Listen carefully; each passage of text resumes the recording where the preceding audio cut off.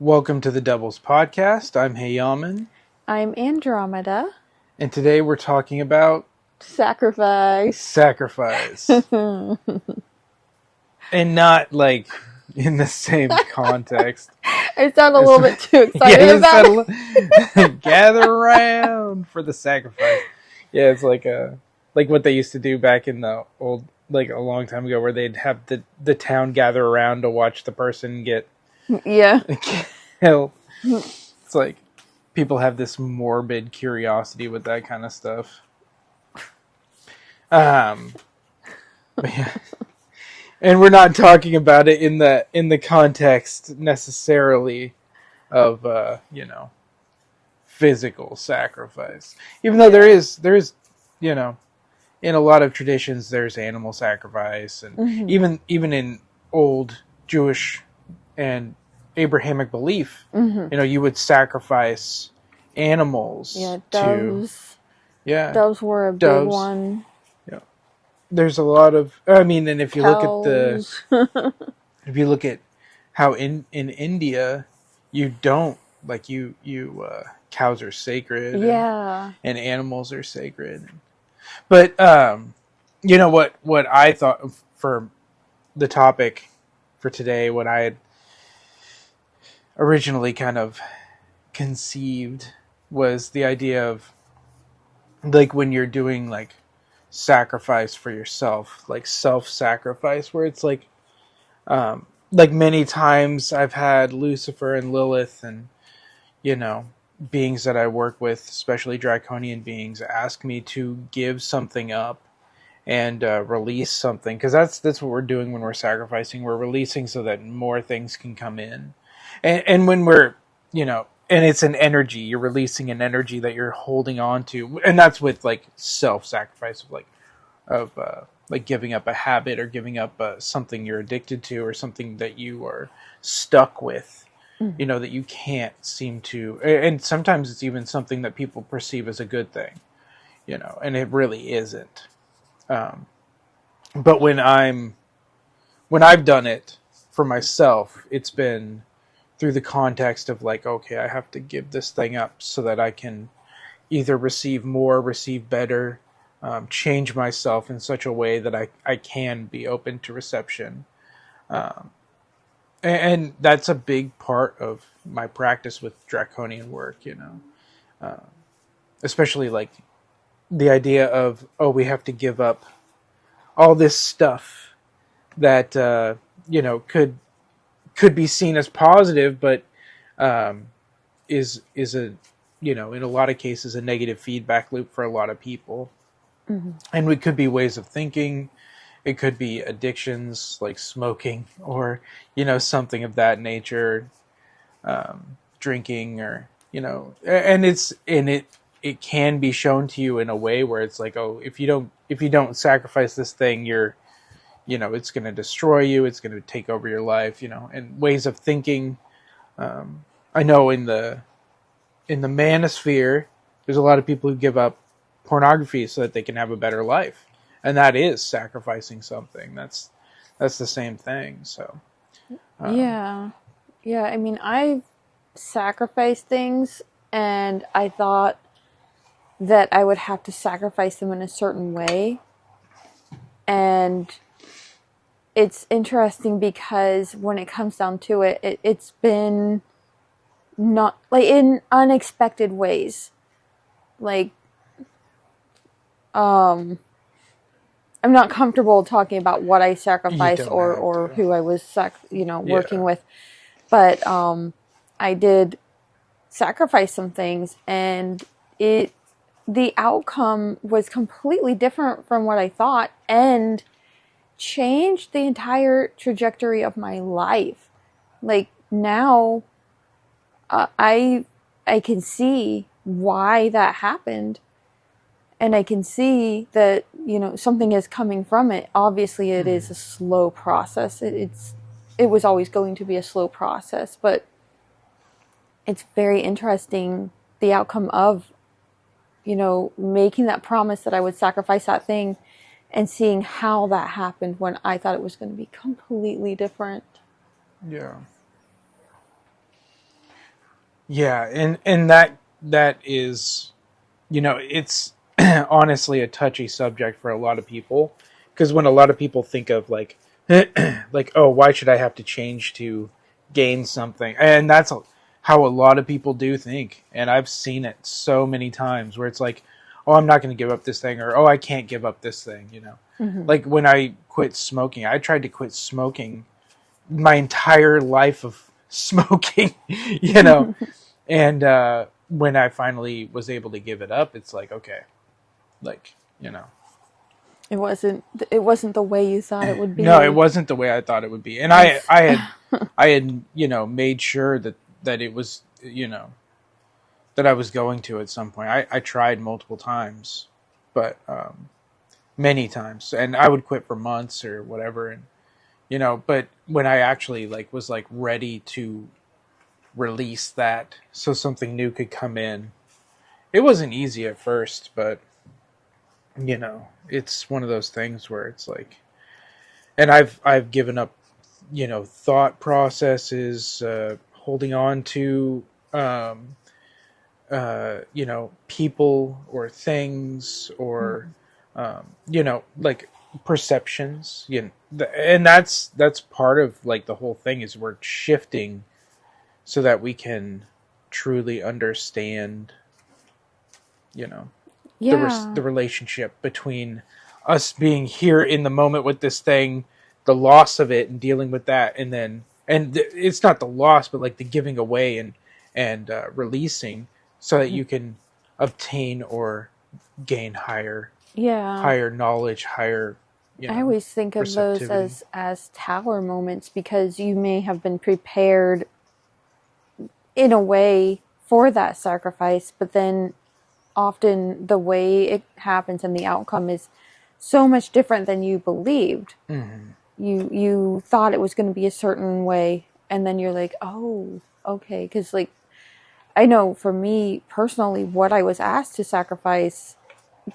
in some cases, I was just like, no, I can't do that. That's gonna make everything so much worse. And then it's like, actually, it's for my own good. Mm-hmm. It turned out to be like, oh, okay, like I can understand now why. And it's always a fight with me too, because I'm just like, I'm not doing that. And then it's like, I push and push, and it's like, Mm-hmm. oh, wait, actually, I need to do that. Well, and, a willingness when you're doing any work with currents or energies, you have to, the things that you hold on to in your mind or you hold on to in physical reality, or the people or the perceptions around people or what have you. When you're holding on to these things, you're not allowing the energy to move. You're not allowing it to move through you. Mm-hmm. So it's like you have to, like, it's either going to release or burn away. So do you want the hard death, or do you want to actually be able to let go of it in a way that's healthy and impactful in a positive way? And sometimes these things, they just fall away, and it's an easy thing. But other times it's like, you know, like you're saying, it's a hard fought. Like, I'm not giving this thing Yeah. up. It's like, yes, you are. And when you work with intense beings and energies, they're going to make sure that you understand the lesson. And if you're fighting and fighting and fighting the lesson, it's like there's something better waiting on the other side of Yeah. that door, and you have to be able to let go so you can have the key to unlock it. Yeah, and I mean, you have to remember life is like a river. That water, it flows, and if you stop it, it becomes stagnant. And much like you find when you really get into the care of the planet and such like as that, when they create dams, it hurts the entire ecosphere of the area. Like they had here in the Northwest, the dams were stopping the salmon from going upstream. Bears were starving, and animals in general were starving. The riverbed was failing to gain nutrients. The trees started dying around the riverbanks, And there was this realization of like, this is because of a human-made thing, a blockage in the stream, in the river. And it really does, much like a dam, if you try to hold on to something in your life, especially if, you know, a deity that you're working with or a being that you're working with is like pinpointing it, like, you have to let that go. I want that thing. And, you know, sometimes, yes, you may be working with a being where they're just trying to steal something from you. But when you're working with a deity that you have vetted, and you know you care for them deeply, they care for you deeply, they only want your best, oftentimes it is like that dam where it's like they need to tear that thing down. They need to take that thing away because your life is going to be so much richer. Yeah. And it is a process because, you know, you only see the bad and you're like, oh no, like everything's falling apart. I have to hold on to this because this is the only good thing. But then if you were to let it go, think of how much richer your life would become over time. Yeah. Yep. and you know, I think that's where, when you're looking at like the sacrifice of like something from you, non-physical, is the, like, probably for most people the hardest thing to give up. Like there's people that, you know, have no problem killing an animal or taking a life or something for you know, to gain something. And yet a lot of people fear giving up what they need to give up in themselves. And it's all energy exchange, but when you're doing it from a state of like, okay, like say you're like, I'm gonna give up drinking, you know, or give up endless scrolling on social media, or you know, personality changes where it's like someone has a personality trait that they want to stop doing, or, you know, just unhealthy habits, or just there's so many things, and so many people have so many things that they could just release and have a better life, you know. And it's like you offer them up, and it's like, but you know, usually when you're working with your deities or what have you, or the spirits and beings that you work with, they're not just going to come to you and be like, hey, like, give up all this stuff to me. It's like you have to make that decision, and it has to be within the confines of your practice. And reasonable. It's not like, oh, I'm going to give up all of these things and, you know, tomorrow. that's how, like, people who are addicted to drugs end up having it, you know, dying because they give up all the drugs tomorrow. Yeah, I'm done with all these drugs tomorrow. It's like, okay, well, have fun when those are, you know, the half-life is done and they're getting out of your system, and then you just have a heart attack. Yeah, it's really, I've heard so many stories of survivors where they're like, oh yeah, like me and my partner, or me and my group, we were just like, yeah, we are going to give up all these drugs, but we're going to have one last bash. Yeah. And then it becomes a whole thing where it's like a continuous cycle where they're like, oh, because of this big thing, now you're even more dependent on it, and it creates that dangerous cycle, and it's not good. It's not good. But allowing yourself to release and relieve whatever, you know, because when we're looking at like the energy, like I was saying, the energy is flowing through us, and trying to dislodge these tensions inside of us that we're holding on to. It allows us to truly morph into something else and someone else. And, you know, what is it that the caterpillar gets liquefied and then becomes the butterfly? Yeah, when they when it's time to create the chrysalis, they will basically turn into a pool of goo within the chrysalis, which is why it is so dangerous to try to open it, especially, even though you may think that the butterfly is ready, if you try to open that chrysalis and assist the butterfly out, you've ruined the wings, because it doesn't allow the wings to strengthen, because they basically just reformed from liquid. And they need to, the only way to strengthen the wings is to fight their own way out. It's a very interesting process. Yeah. And like when I found in my life working with, especially Lucifer and Lilith, it's like they definitely have a lot of, like, they're semi-gentle about it, but they're like, hey, like, I sit, one of my things that I do is I sit in meditation a lot, and I work, either in ritual or just in meditative practice.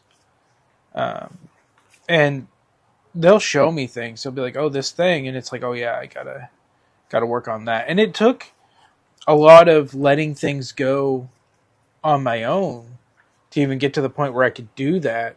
But then it took, when I got to that point, like doing that same thing to a higher extent. So it's like I had to let go of things to move into doing the thing, and then letting go more to move to a point where it's like, okay, I can do this in a easier fashion. Yeah. And sometimes we have these periods in our lives that are dictated by the fact that we haven't let things go, and we have these dams built up. And then it's like, okay, well, either this is going to stay stagnant, still water, or it's going to, it's going to have the power to break this dam, if we're using that analogy. And it's going to flood out, and all this stuff's going to happen. Mm-hmm. And it's better to gradually release things and be, and when I do tree work, when I do like Kabbalah, when I do my work, my practices with currents of energy and draconian work, and it's all that stuff. When I'm doing that, like my function in that work is to achieve my higher state of like will, like my higher state of my true internal will within this, evolutionary anomaly that is a body. And I'm trying to connect to my higher states of being. But like there's a lot of process that you go through to get there. Like you're working with the spheres, you're working with the cliffa, and it's not like, it's not easy work either. And some people, don't do the same stuff that I do.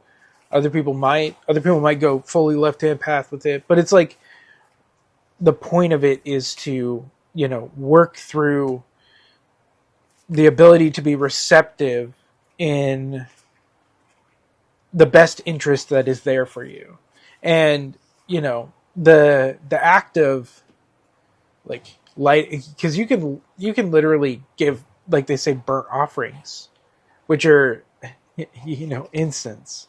They're the burned offerings. And I give, burnt offerings to deities all the time. I burn incense and what have you. Yeah, it's funny because in Libra Lilith by Donald Tyson, the character in the novel section of the book, the Gnostic Grimoire part, the journal entries, he's burning. He has a little saucer thing with like a burner, with a Bunsen burner. I don't remember. It's been a while since I read it. Yeah. And he's burning pig, like he's burning little slabs of like pig fat and meat, and using that as an incense, as like a burnt offering. And it's like, he talks about the smell of it, and it's like, oh my god, that sounds disgusting. And in that book, he ends up sacrificing himself in so many ways, instead of sacrificing the stuff he needs to release so he can get to a higher state of will. And also he was, the whole point of the book is talking about the fact that he's he's like he wants to manipulate Lilith. It's just like that is not the way. Yeah, you are going to be a little like an puppet. allegory of this is what will happen if you try to use manipulation. Yeah, I find that too often people think that these energies or beings can be manipulated. They're for us. They're there for us to use, when in reality they're there to assist us and guide us to where we need to be.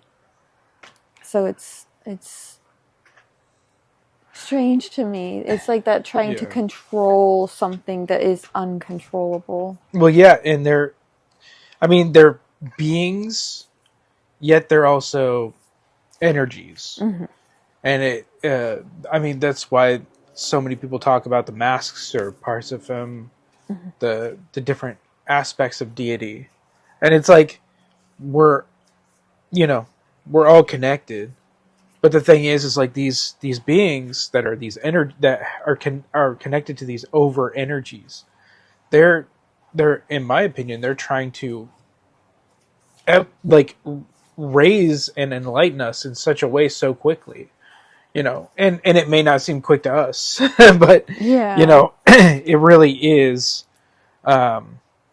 accelerated, and that's based on like in Fight Club, you decide your own level of involvement, and I've always loved that, because you do, and I've lived my life in that way. It's like as involved as you want to be in something, that's how involved you're going to be. You put the effort in. You put as much work as possible. Yeah, and that movie's awesome. The movie is awesome. The book's pretty good too. Great movie. The book was first. It's Palahniuk, Chuck Palahniuk. Mm-hmm. I always say his last name wrong, but anyways. So yeah, it's like when we're working on ourselves, which is what spirituality is, and a lot of people don't really think of it as like, oh, this is my spiritual journey to progress myself into a higher state of truly receptivity to the universe. And there's a lot of people that do, like there's a lot of people that, like Mark says, enlightenment and liberation, and but there's people that they want to use spiritual aspects for their own material gain, and that that's fine too. It's good to have the material things you need, but when people are using spirituality for only that purpose, there's going to be some hard walls that you hit in life where it's like if that's your only function, like mm-hmm. and nothing against those people, because they're going to those people have the ability to do things, and then maybe in their life they're going to be like, oh, maybe there are some aspects of this that I need to apply, or there's and it's not just that, but it's like lifetimes upon lifetimes. It's like you're building abilities and connections.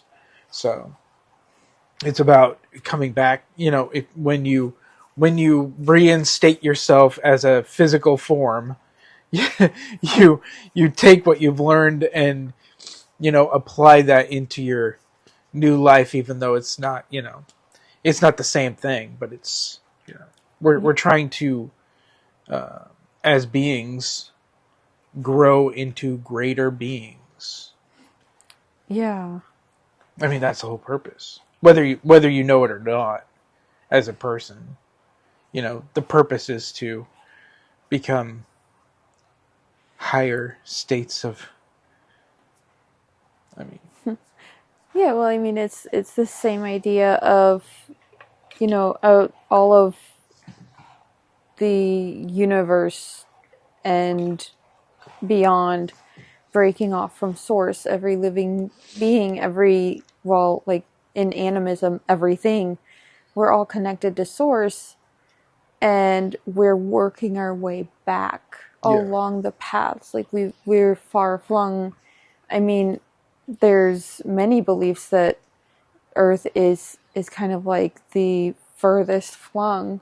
And there's a common belief recently that's come out where I feel many people are saying, well, I don't feel it, but like, people are saying, we're tired of this. We're tired of these lower dimensions. We're tired of reliving these stories. And so our souls are choosing not to be born in this world. And that's why birth rate has declined. That's why people are choosing not to have children. That's why the population is in decline, because so many souls have moved on. They've found their way, and they've moved because they want to be closer to source. We want to be closer to source. And I think our fear is the only thing that keeps us from moving closer. I think part of it's not just the fear. I think it's, a lot of people, and I mean, I personally am not, I took an oath to reincarnate. Mm-hmm. So I'm not the type of person who's going to just like go back into the energies of all, And when you look at like deities or forms of energies that are connected, there's like when we're looking at that aspect, these are what would be considered bodhisattvas. Lilith, Lucifer, all of the deities that exist in any pantheon whatsoever are considered bodhisattvas, because they're not going all the way back into reforming into the energies that the great over energy that everything came from. Mm-hmm. They're not just like going back to that. They're living in bodies, and they're existing as energies and connecting to beings on whatever dimension that they happen to be on. Yeah. Whatever planes they happen to exist in, whether it's physical dimensions, or which I think, personally, I think all deities have physical forms to some extent. Yeah. But anyways, that's beside the point. Well, I mean, I've had very intense, experiences in which I had an experience where Aphrodite showed up, and I don't work with her. I never had worked with her before, never thought of working with her, and she showed up at a very pivotal moment in my life, actually, in human form.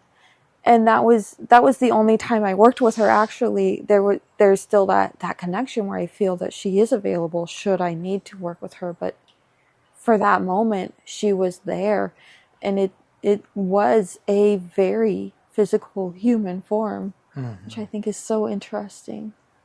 Yeah, and there's lots of stories where people talk about seeing, just look at not a lot of people are into aliens and into spirituality. Mm-hmm. I've known people who are literally super spiritual and like, oh, I don't believe in aliens. I'm like, how can you not? Yeah. How can you not believe in? Well, there's some people that believe aliens are the gods. Yeah. And I mean, maybe in some regard, some species may be where that came from. Like, especially when you look into Hindu mythology, all of the richness of it all, and how the gods showed up and what they did, it's very extraterrestrial in nature. Yeah. Very interesting. Yeah, it is. It is. And, I've had my own paranormal experiences and extraterrestrial experiences, and lots of them. And, it's not... I think we, I was about to say misgendered. I think we miscommunicate internally what we're experiencing when we're around, when we have experiences with these higher forms of consciousness and higher forms of beings. I mean, I've had experiences, I won't go into detail, but I've had experiences where I'm just like, I'm like, wow, that energy field was so intense that it made me feel a specific way when I was in contact with it. Yeah. And as I've worked with my practice of meditation and working with currents and stuff, that has become I have become more attuned to being able to not have those same experiences in a way that feels like frightening or too intense or what have you, like the flight or freeze or whatever. Yeah. And that's coming from being in a young age to being an adult and many years of focus. Mm-hmm. And that's something I had to sacrifice too. And for me, like, my meditation practice I love it, but it was a sacrifice at first, because like when I was first meditating, I was like, oh, I'm just going to do this. I'm going to meditate a lot. I'm going to do this. But as I've gotten older, it's like I had to let go of so many things just so I can do my practice. My magical practice. There's so many things I had to give up to do my magical practice. And those are all intertwined into that stuff where it's like, this is what I want to be doing, so why wouldn't I do it? Like, a magician practices magic. Yeah. A person who's meditating and wants to experience heightened states of consciousness, they meditate. You don't, it's not like, oh, I do this on the weekends, or I do this once a week and I'm good. When you want to succeed, when you want to experience things, you have to, like, there's so many things you have to let go of. And I'm grateful that I did, because my life is so much richer because of that. Yeah. Yeah, I know a lot of gurus. I'm for some reason I'm really delving into like the Hindu stuff tonight. But gurus will say you want to do your mantras every day because it's like brushing your teeth or showering or, washing your face. If it's fine if you miss a day, but think of how much gunk is going to build up. Yeah. You want to constantly be brushing your teeth. You want to brush your teeth every day. You want to take a shower as often as you need to. I know some people are unable to take showers every day because it's not good for their skin. You want to wash your face every day, brush your hair, all these things that you do to take care of yourself. That's how meditation is. That's how praying your mantras, which that is a sacrifice I've made, where I know Kali was very adamant that is what I do. And she's very understanding if I'm too busy or life gets in the way, but she's always just like, but you are coming back tomorrow because you can't skip that for more than a day at a time. And if you do, there has to be a very valid reason. Yeah. And I know it's the same for my mantras for me as it is for you with your meditation, because as I'm praying those mantras, I'm having very experiential moments where I've confronted some very deep things that I had buried within my psyche and just chose not to deal with, that came up. And I, looking back at it, I've had moments where I kind of laughed at myself. And I know I've told you a couple things where you cracked up because you were like, how could you hold yourself accountable for that? That was nothing to do with you. That was a wrongful judgment on other people's parts of your what happened. And it's healing, because in meditation as well as in mantras, in mantra work, you're delving into your inner psyche and bringing up those hidden pieces that hurt you and kind of allowing them to be washed away. Yeah. Well, and I mean, that's the whole point of working with currents, the currents of energy, because they're going to show up in you in ways that allow you to deal with the things that you need to, whether they show up as masks or they show up as energies or they show up as, brute forces that you have to deal with your ego or with your thinking mind or with your higher mind, when you're tapping into the higher states of consciousness, the higher states of awareness. And some people need mantras to do that. Some people, I don't, because I just have a background in that meditative practice. And I do things with mantras too, but I don't do it the same way you do, because you're, doing a completely different practice. Yeah. But it's a part of, finding what you need. And sometimes like things do get in the way of doing the practice, but sometimes that's not a bad thing, because it's like, okay, you've done the practice, now find the practice in the world. Like go find the practice and do the practice in the world. Yeah. And that's sometimes like a startling thing where it's like, I'm not meditating. It's like, well, I find the practice where I can in the world. I do the practice with people. I do the practice with, actions with life. And there's nothing wrong with that.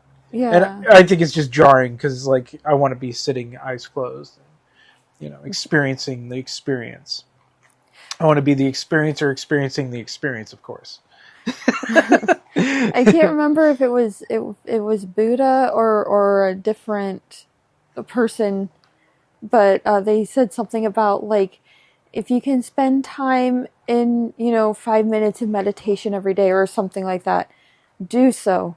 But when you do not have that time, spend an hour.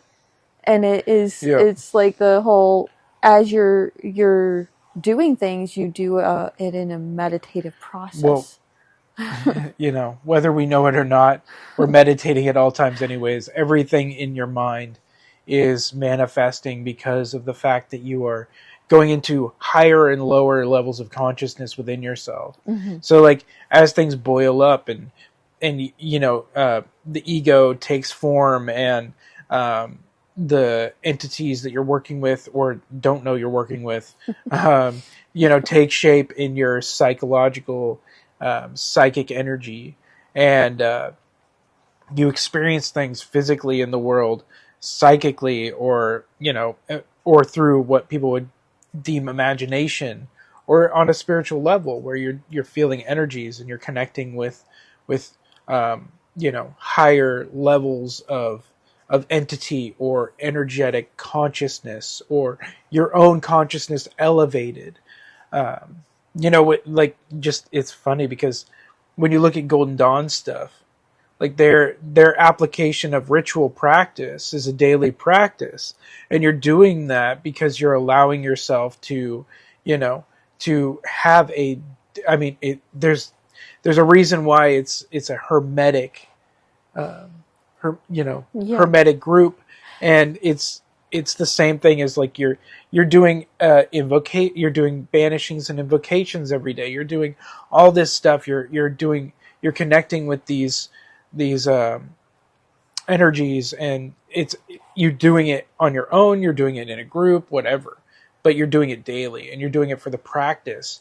And they talk about Tantra. There's so much Tantra that came into the Western world, as a practice because of the fact that these people were doing this. There were people doing it too outside of this, but it's like it was fermented. It was cemented into the Western occult groups. I mean, honestly, a lot of the reason is because of what was going on with Golden Dawn and what was going on around the sphere of people that were working with that or working around that. Mm-hmm. So, which, I mean, they use Kabbalah, they use Tantra, they use,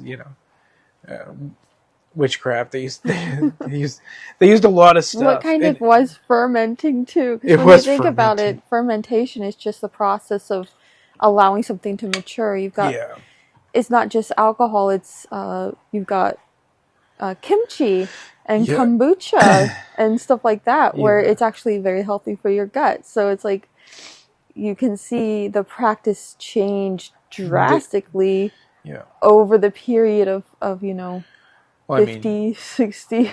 You see what Crowley went and did thereafter, Mm-hmm. And the Golden Dawn still existed, but Crowley, really made some great bounds in what was later to become a more modern practice. Mm-hmm. Yeah. Yeah. And I mean, there are other practices that have splintered off from Crowley that they wouldn't exist if it wasn't for him. Yeah. Some I won't mention. we went from one thing to the next thing to Yeah. the next. Yeah, it's great. That's okay. No, it's perfectly fine. I mean, I think we have succeeded. I know we kind of had a few breaks. We've had a lot going on, but we're gonna try our best to stay on the schedule after we get ourselves back on the tracks. Yeah, life has been throwing a couple curveballs recently. It's been a little wild. We've had a lot of stuff going on. Yeah, but that's perfectly fine. So yeah, when you've been shuffling cards, what do you got? I have the Wild Unknown Tarot by Kim Krans. Mm-hmm. There's a very interesting story to this deck, actually. So this was my first real tarot deck. My ex-husband bought it for me because he saw it in the cart and just was like, oh, make the wife happy. And I got it, and I felt like it was dark and negative and scary. And so I gave it to the Karen from the shop I used to go to all the time. And I told her, I think this is like, haunted or something's wrong with it. And she kept it and was like, oh, I'll work on it. And never heard back from her about it. Well, then years later, we were at a magical exchange, a magical item exchange, and she had this deck. And she was like laughing about how, this lady brought it in and thought it was possessed. And I didn't say anything to her because obviously she had forgotten who brought it in. But I kind of cracked up. I didn't originally mean to trade it, but someone else there had traded for this particular deck, and then they saw something that I had that they really loved, and they were like, "Can I trade you for this deck?" And I was like, "Oh, okay, sure." And then after a little while, I realized that it had been, they'd picked it up from Karen and then traded it to me, and I was like, the deck wanted to be with me. It came back to me, and it is completely different now, like the way I use it, because my fear of the energy that it possessed went away while working with these modalities. And I work with Hecate and Nyx. I worked with Circe with this deck, and Medusa even. Very, very Greek goddesses and beings. So it's just an interesting story. I just had to tell it. That's funny. But I got, it's so funny. I kept getting these cards and I was like, oh no.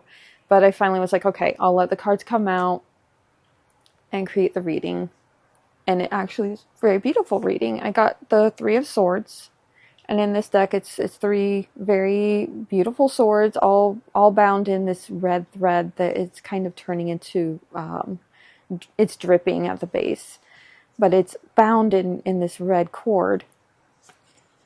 And then I've got the Eight of Cups, which in this deck you have mountain range, and then you have broken glass, wine glasses, or chalices. And then the Three of Cups.